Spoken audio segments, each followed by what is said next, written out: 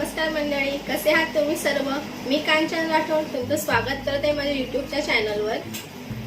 तर आज आपण पुरणपोळीसाठी एकदम सोप्या पद्धतीने पुरण कसं बनवायचं ते पाहणार आहोत। गुढीपाडव्यानिमित्त हे झटपट बनणारे पुरण तुम्ही नक्की घरी बनवा।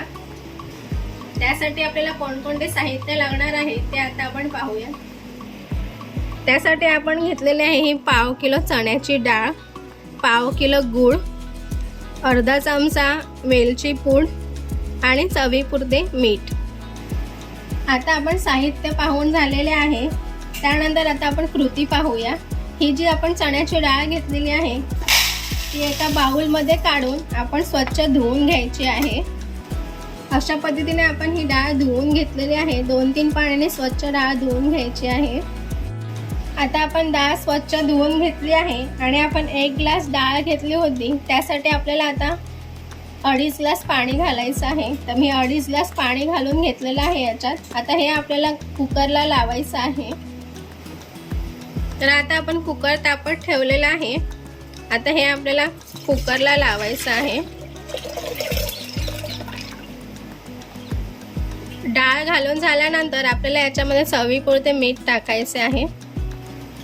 डाळ आणि मीठ टाकल्यानंतर आपण याला झाकण लावून घेऊन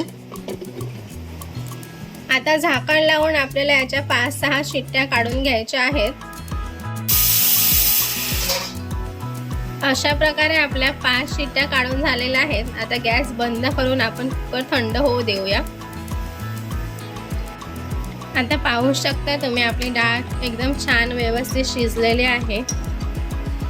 हे बघा, पाहू शकता तुम्ही एकदम छान आपली शिजून तयार झालेली आहे। आता आपण याला काढून घेऊया। आता ही डाळ आपण एका बाउल मध्ये काढून घेऊया।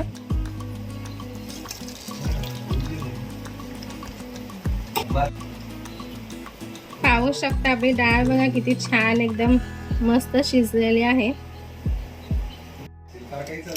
आता ही कढई तापत ठेवलेली आहे मी। या कढईमध्ये आता आपल्याला घालायचा आहे आधी गूळ। हा जो आपण गूळ कापून घेतलेला आहे बारीक, तो आधी आपल्याला याच्यामध्ये घालायचा आहे। कढईमध्ये आपण हा गूळ घालून घेऊया। आता हे मिक्स करून घेऊया व्यवस्थित। आता गूळ घातल्यानंतर यात आपल्याला घालून घ्यायची आहे ही डाळ। शिजवलेली ही जी डाळ आहे ती आपल्याला यात घालून घ्यायची आहे।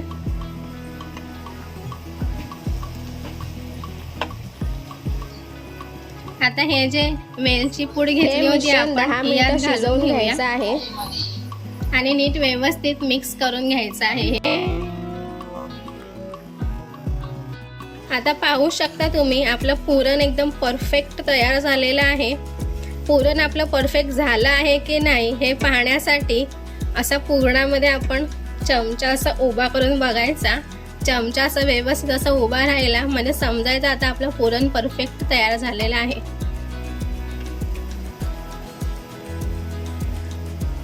आता आपण हे गॅस बंद करून घेऊया आणि पुरण थोडं थंड होऊ देऊया। अशा पद्धतीने हे पुरण मी या चाळणीमध्ये पुरणाच्या चाळणीमध्ये काढून घेतलेलं आहे।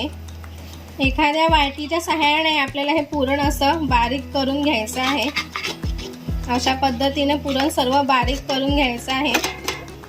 अशा पद्धतीने बघा आपलं पुरण असं वाटून तयार झालेलं आहे। एकदम परफेक्ट असं पुरण झालेलं आहे। अशा पद्धतीने पुरण बनवाल तर एकदम परफेक्ट असं पुरण होईल। आता याचे गोळे करून तुम्हाला जसे हवेत तसे पुरणपोळ्या बनवू शकता। अशा पद्धतीने गोळे करून तुम्हाला हव्या तशा पोळ्या बनवू शकता।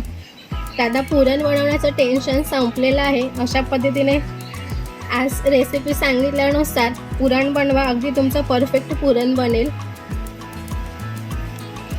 आधी डाळ वगैरे न भिजवता अतिशय सोप्या पद्धतीने पुरण कसे बनवायचे त्यास पूर्ण रेसिपी मी दाखवलेली आहे तुम्हाला।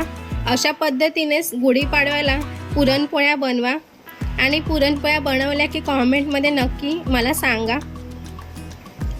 तुम्हाला सर्वांना आधीच ॲडव्हान्समध्ये गुढीपाडव्याच्या आणि नवीन वर्षाच्या शुभेच्छा आणि हा व्हिडिओ पाहिल्याबद्दल खूप खूप धन्यवाद।